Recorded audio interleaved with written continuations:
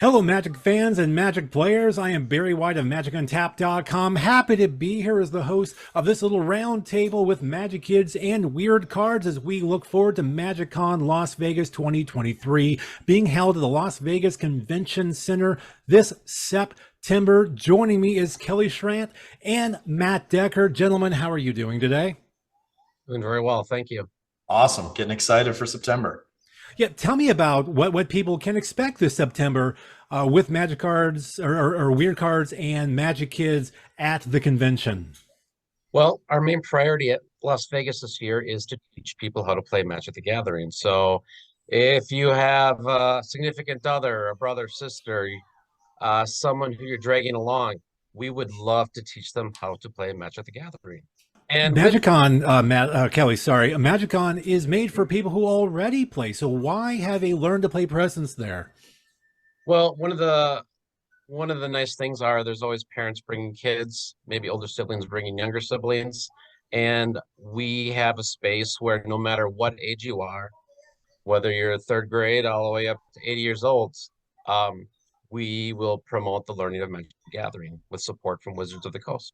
And fortunately, not only will Matt and myself be there, but we'll also have some ambassadors of Magic the Gathering there. We're fortunate to have you, Barry, there helping us teach. And so, yeah, we're very excited. Yeah, I mean, just to follow up with Kelly, the main thing is doing learn to play, which we've developed a curriculum for, and we're kind of playing by our own playbook, so to speak. As Kelly mentioned, we see everything from people who are just along for the ride, or parents learning so they can play with their kids. Things like that. We'll also be there in force to talk about our mission and talk about our charitable work, which of course is part and parcel to what we want to get out in the world too. So. Talk a little bit about that charitable work. How can people participate while at MagicCon Las Vegas? Well, one thing that we're promoting, like Matt said, was we we want to send out free Magic kits anywhere in the country to any sort of youth program, whether it's homeschool, Boys and Girls Club, middle school, high school club. As long as there's an adult running it, we'll send out everything you need to start a Magic club with with uh, with the donations that we receive. We put them right back into these Magic kits and send them out. So we even take donations at Las Vegas MagicCon. Yeah, so I mean, if you have someone in your life who wants to start a club, somebody who's a middle school teacher who runs an after school program, who runs a community organization, just about all of us kind of know somebody who might fit that description. We want to be able to get the information in their hands to get these resources to them. It's completely free. There's lots of good takeaways that we can send with you, or you can check all that stuff out at magickids.org right now. The curriculum, all those online resources, they're free right now. So like I said, we want to be able to kind of get that word out there too. And just to point out for those who may be watching this internationally, we hope to someday to ship internationally. Right Soon, now, hopefully soon. we are now restricted to the United States, but we hope to push international hopefully in the next few years. Now, Kelly, you mentioned people giving donations at the Magic Kids booth during MagicCon Las Vegas. What kind of donations are we talking about here? Well, those donations could run anywhere from people who just played in a tournament. They don't want to bring the cards back because they have the Draft same chaff. number of cards and they want to get rid of them so they can pass those off to us.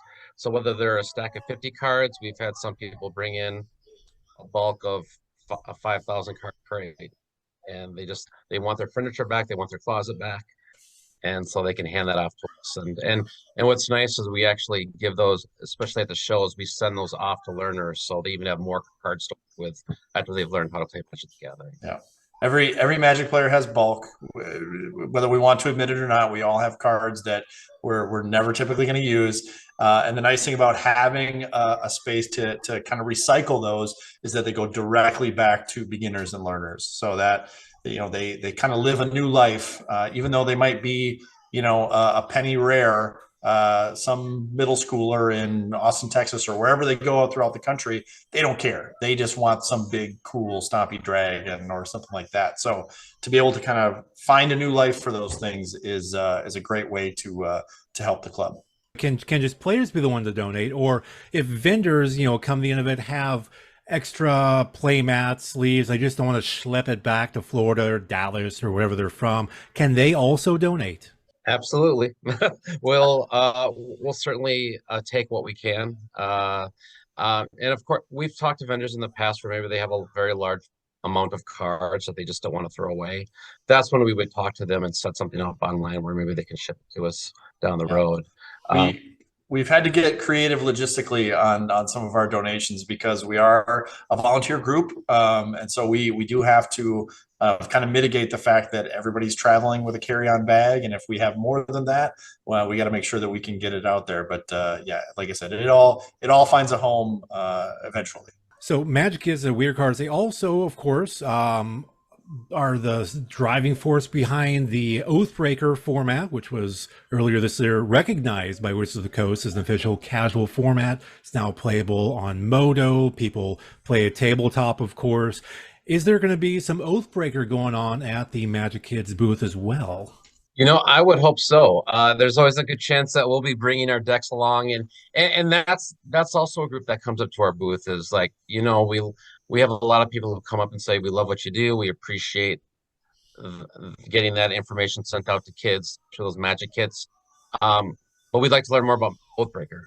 And so there's a very good chance if anyone wants to stop over and kind of get a better feel of what Oathbreaker is all about, there's a pretty good chance there'll be someone there that can share with them decks that we've already created, personal decks we've been playing for the last few years.